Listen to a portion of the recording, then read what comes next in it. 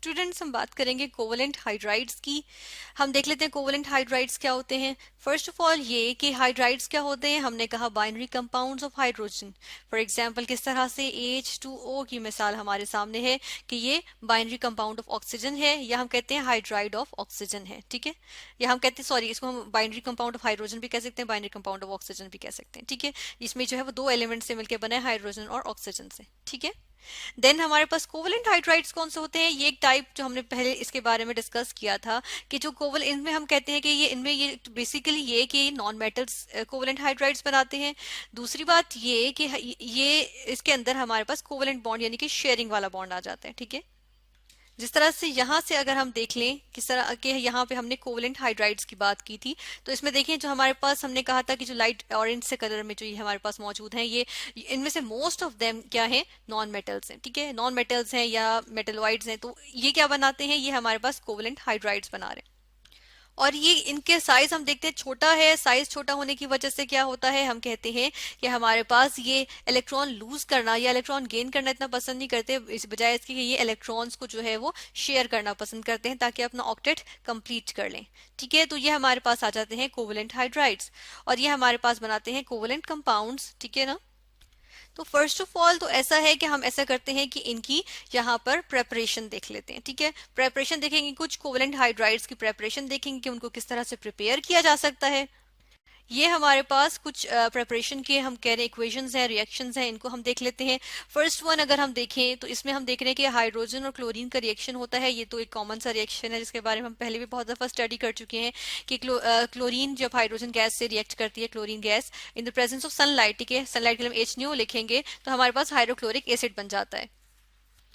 उसके बाद हमारे पास नेक्स्ट रिएक्शन है, इसमें भी हमने HCl यानी कि हाइड्रोक्लोरिक एसिड बनाया हुआ है। इसमें हम देखें हम क्या कर रहे हैं, फास्फोरस ट्राइक्लोराइड का वाटर से रिएक्शन करवाया तो हमारे पास आ गया फास्फोरस एसिड। ठीक है, और साथ में हमारे पास क्या बन गया, हाइड्रोक्लोरिक एसिड। देखिए अब ये क्या है, बाइनरी कंपाउंड ऑफ हाइड्रोजन है। ठीक है, हाइड्राइड है और कौन सा है, क्लोरीन का हाइड्राइड है। ठीक है, HCl यहाँ पर ये दोनों बन गए।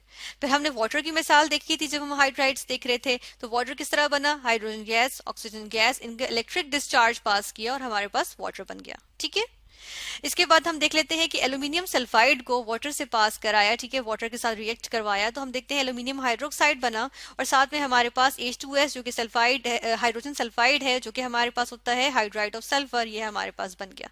ठीक है, नेक्स्ट हम देख लेते हैं कि हमारे पास क्या आ जाता है, यहाँ पर हम देख रहे हैं कैल्शियम कार्बाइड का रिएक्शन हुआ वाटर के साथ, कैल्शियम हाइड्रोक्साइड बना और साथ में हमारे पास क्या बन गया, इथाइन बन गया। ठीक है, इसको C2H2 या इथाइन कहलाता है, लेकिन इसको हम जो है वो देख रहे हैं कि ये हाइड्राइड ऑफ कार्बन है। ठीक है, इसका अगला रिएक्शन देख लेते हैं। अगले रिएक्शन में हम यहाँ पर देख रहे हैं कि क्या होता है, एल्यूमिनियम कार्बाइड का वाटर से रिएक्शन हुआ, हमारे पास एल्यूमिनियम ऑक्साइड बना और साथ में जो बनी है हमारे पास जो हाइड्राइड बना है वो कार्बन है, कार्बन का है जो कि है मीथेन, ये है हाइड्राइड ऑफ कार्बन। ठीक है, इसके अगला अगर हम देखें यहाँ पर तो ये हम देख लेते हैं कि मैग्नीशियम नाइट्राइड का रिएक्शन हमने करवाया वाटर के साथ और मैग्नीशियम हाइड्रोक्साइड बना और साथ में हमारे पास NH3 हाइड्राइड ऑफ नाइट्रोजन यानी कि अमोनिया बन गया।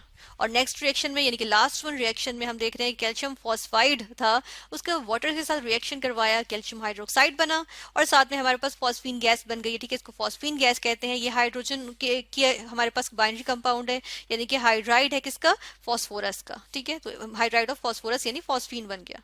तो इस तरह से हमने प्रेपरेशन देखी कुछ कोवलेंट हाइड्राइड्स की। अब ऐसे करते हैं इनके बारे में हम आगे कुछ देखते हैं, इनकी हम कुछ प्रॉपर्टीज देख लेते हैं, फिजिकल प्रॉपर्टीज। ठीक है, जैसा कि यहाँ पर हम क्या देखेंगे, फिजिकल प्रॉपर्टीज कुछ देख लेते हैं या हम स्टेबिलिटी की बात कर लेते हैं। ठीक है, रिएक्टिविटी की बात भी आ जाएगी। ठीक है, इस तरह फिजिकल प्रॉपर्टीज में अगर हम बात करें या स्टेबिलिटी की जिस तरह से हम बात करेंगे कि यहाँ पर क्या होता है कि यहाँ पर अगर हम देखें तो सबसे पहले तो इनकी अगर फिजिकल स्टेट की बात करें तो ये मोस्टली क्या होते हैं, या तो हमारे पास गैसेज आ जाती हैं या फिर हमारे पास क्या आ जाती हैं, कुछ होती हैं जो कि वो लिक्विड फॉर्म में आ जाए। ठीक है, इस तरह से जिस तरह से हम देखें अगर H2O की बात करें तो ये क्या होता है, ये बेसिकली हमारे पास वाटर जो है वो लिक्विड फॉर्म में एग्जिस्ट करता है। ठीक है, हाइड्रोजन सल्फाइड हमारे पास गैस आ जाती है। ठीक है ना, इस तरह से। ठीक है, तो इस तरह से या हम कहते हैं CH4 है हाइड्राइड ऑफ कार्बन, तो ये हमारे पास गैस आ जाती है, मीथेन गैस जिसको कहते हैं। ठीक है, इसके अलावा हम ये देखते हैं कि अब गैसेस या लिक्विड्स हैं, अनलाइक आयनिक हाइड्राइड्स, जिस तरह आयनिक हाइड्राइड्स में हमने देखा था कि वो सॉलिड होती हैं ज्यादातर, और उनमें क्या होता है, हमने देखा था कि उनके अंदर हम देखते हैं कि वो सॉलिड थी, तो वो उनके अंदर high melting and boiling point थे। अब ये है ही गैसेस या लिक्विड्स, तो देखिए इसके अंदर क्या होता है, तो यहाँ पर होता ये है कि मेल्टिंग एंड बॉइलिंग पॉइंट्स जो हैं इनके as compare to ionic hydrides इनके लो होते हैं, ठीक है। तो हम क्या कहते हैं, लोअर हम लिख देंगे, लोअर क्या चीज, मेल्टिंग एंड बॉइलिंग पॉइंट्स, ठीक है। हम यहाँ पर लिखेंगे MP मेल्टिंग के लिए, और BP लिखेंगे हम किसके लिए, बॉइलिंग पॉइंट के लिए, ठीक है। और इसके अलावा हम देखें तो अगर हम यहाँ पर बात कर लेते हैं कि फ्लोरीन, फ्लोरीन जो यहाँ पर हमारे पास मौजूद है ग्रुप 17 में, इसकी अगर हम बात करें तो ये हमारे पास इन सब में से क्या करता है, इसकी जो हमारे पास इलेक्ट्रोनेगेटिविटी यानी कि शेयर्ड इलेक्ट्रॉन पेयर को अपनी तरफ खींचने की सलाहियत होती है, तो वो उसको अगर हम पॉलिंग स्केल पे देखें तो 4.0 होती है, जो कि हाईएस्ट होती है। तो अगर हम बात करें HF यानी कि फ्लोराइड, हाइड्रोजन फ्लोराइड जो कि है हम कहते हैं हाइड्राइड ऑफ फ्लोरीन, तो इसमें हम देखते हैं कि हमारे पास जो है वो इलेक्ट्रोनेगेटिविटी डिफरेंस जो कि हाइड्रोजन का हमारे पास 2.1 2.2 के दरमियान में आ जाता है, और फ्लोरीन का 4.0, ठीक है, 4.0 यानी कि या 4। तो हम देखते हैं कि जब इनके दरमियान जो डिस्टेंस है वो क्या है, यानी कि इनके दरमियान बहुत ज्यादा हम कहते हैं कि डिफरेंस, सॉरी डिस्टेंस डिफरेंस वो आता है 1.8 तक आ जाता है। तो इसकी वजह से हम कहते हैं कि ज्यादा डिफरेंस है, तो फ्लोरीन जो है वो इनको ज्यादा अपनी तरफ खींचेगा इलेक्ट्रॉन्स के पेयर को, ठीक है, तो शेयर्ड इलेक्ट्रॉन पेयर को, और उसकी वजह से हम कहते हैं कि क्या होता है कि हमारे पास यहाँ पर जो स्टेबिलिटी ज्यादा होती है। तो अगर इन सारे कोवेलेंट हाइड्राइड्स में से हम देखें तो हमारे पास फ्लोरीन की स्टेबिलिटी जो है वो सबसे फ्लोरीन के हाइड्राइड की स्टेबिलिटी सबसे ज्यादा हमें मालूम होती है, ठीक है। और जो जितना ज्यादा हमारे पास स्टेबल होगा तो क्या होगा, उसकी हम कहते हैं उसकी हमारे पास हम कहते हैं कि बॉइलिंग और मेल्टिंग पॉइंट्स जो है वो उतने ही हमारे पास हाई आएंगे, ठीक है। तो इसलिए हम कहते हैं कि जी हम जब यहाँ से इस तरफ को जाते हैं तो हमारे पास मेल्टिंग एंड बॉइलिंग पॉइंट जो है वो डिक्रीज करते जाते हैं, इसी क्योंकि कोवेलेंट कैरेक्टर जो है वो डिक्रीज कर रहा है। यहाँ पर हम इस अगर हम तरीके से जाएं, DC डिक्रीज के लिए लिख दिया हमने, ठीक है। और इसी तरह हम अगर देखें इसकी वजह हमने अभी देख ली कि इलेक्ट्रोनेगेटिविटी की वैल्यूज जो हैं वो डिक्रीज कर रही होती हैं अगर हम राइट से लेफ्ट की साइड पे जाएं, तो और डाउन द ग्रुप जाएंगे तब भी डिक्रीज करती हैं। तो ठीक है, ये दोनों तरीके से हम देखा कि ये डिक्रीज कर रही होती है, क्योंकि नीचे जाते हैं तो मेटेलिक कैरेक्टर इंक्रीज कर रहा होता है, यानी कि इलेक्ट्रॉन्स के पेयर को जो है वो अपनी तरफ खींचने की सलाहियत कम होती जा रही होती है, ठीक है। और हम कहते हैं कि उसको लूज करने की सलाहियत बढ़ रही होती है, ठीक है। मेटल्स में तो यही होता है ना, इलेक्ट्रॉन लूज कर देना पसंद करते हैं, ठीक है। फिर इसके अलावा ये भी कि यहाँ पर कुछ ऐसे भी एलिमेंट्स हमारे पास आ जाते हैं जिनमें हम क्या देखते हैं, जिनमें हम ये देखते हैं कि हमारे पास इलेक्ट्रोनेगेटिविटी का डिफरेंस ज्यादा होता है, जैसे HF का हमने देखा, ठीक है। इसी तरह हमारे पास जो NH3 होता है इसमें भी हम देख सकते हैं। इसी तरह H2O, इनमें हमें पता है कि क्या होती है, हाइड्रोजन बॉन्डिंग आ जाती है, ठीक है। यानी कि हाइड्राइड्स जो होते हैं ऑक्सीजन के, नाइट्रोजन के, फ्लोरीन के, या यूजुअली हम कहते हैं कि जिनमें हमारे पास जो है वो हाइड्रोजन का बॉन्ड बन रहा होता है किसके साथ, एक हाईली इलेक्ट्रोनेगेटिव एलिमेंट के साथ। तो हम जिस तरह नाइट्रोजन हो गया, ऑक्सीजन हो गया, फ्लोरीन हो गया, तो सम एक्सटेंड हम कह सकते हैं कि HCl यानी कि हाइड्रोक्लोरिक एसिड भी हो सकता है। तो इनके अंदर हम हाइड्रोजन बॉन्डिंग देखते हैं, ठीक है। हम यहाँ पर लिखेंगे H बॉन्डिंग, ठीक है, हाइड्रोजन बॉन्डिंग।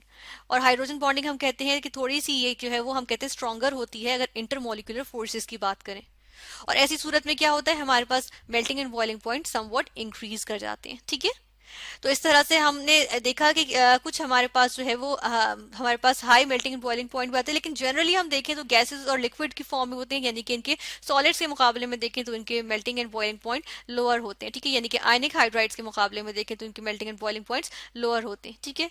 और इसी तरह हमने बात की कि इनकी प्रिपरेशन की भी कुछ हमने देख ली है, ठीक है। कुछ हमने देखा है कि किस तरह से प्रिपेयर किए जाते हैं, और हमने कहा कि कोवेलेंट हाइड्राइड्स होते क्या है, बेसिकली कोवेलेंट हाइड्राइड्स हमारे पास ऐसे हाइड्राइड्स या बाइनरी कंपाउंड्स ऑफ हाइड्रोजन होते हैं जिसमें हमारे पास हाइड्रोजन का दूसरे एलिमेंट के साथ एक शेयरिंग का बॉन्ड बना हुआ होता है।